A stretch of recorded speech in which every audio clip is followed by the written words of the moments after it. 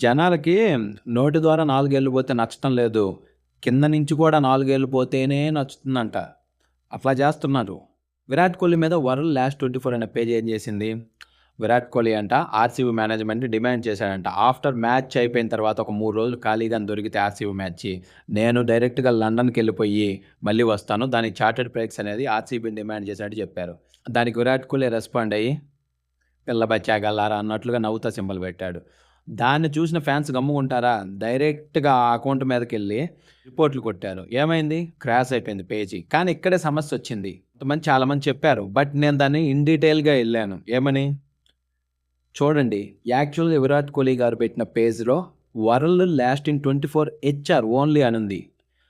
Original page వచ్చేసి world last in 24 hours. Original page వచ్చేసి బల్క్‌గా ఈ అకౌంట్ మీద వచ్చేసరికి క్రాష్ అయితే అయిపోయింది. వాళ్ళు అగైన్ ఆ ప్రాబ్లమ్‌ని అయితే సార్ట్ ఔట్ చేసి ఇన్‌స్టాగ్రామోడికి రిక్వెస్ట్ చేశారు. చూడండి ఇది కాదని చెప్పేసి విరాట్ కోహ్లీ మీద ఫేక్ న్యూస్ వేసింది ఈ ఛానల్ అని చెప్పేసి. ఏమైంది? ఇప్పుడు మళ్ళీ నేను ఓపెన్ చేశాను ఆ ఛానల్‌ని. ఇప్పుడైతే అది కరెక్ట్‌గానే రన్ అవుతున్నది. ఈడ ఆల్రెడీ పెట్టిందే ఫేకు. అందుకే అన్నాను నోటి ద్వారా కాకుండా కింద నుంచి కూడా ఆల్రెడీ పెట్టిందే ఫేకు. దానికి 21K సబ్స్క్రైబర్లు వచ్చారు. సో ఏం చేయాలా? నోటితోనే తినాలా. కాదు నేను కొద్దిగా నుంచి కూడా తింటానని చెప్పేసి ఇలా ఎంతమంది ఫ్యాన్స్ ఉన్నోళ్ళని తగిలించుకుంటే ఏమైద్ది? చిన్న ఆకుని చితికిపోయిన ఆకులా చేశారు. అంతే చేసుకున్నాడు. వేరేలా మనం అనుకున్నట్టే జరగదు.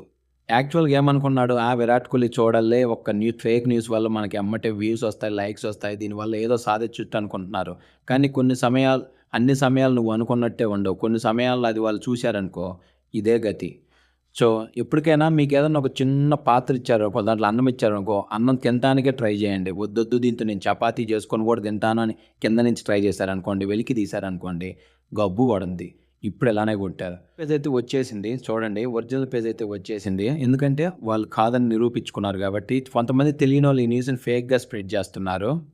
సో, దీని మీద మీ అభిప్రాయం ఏమంటారో కామెంట్ చేయండి.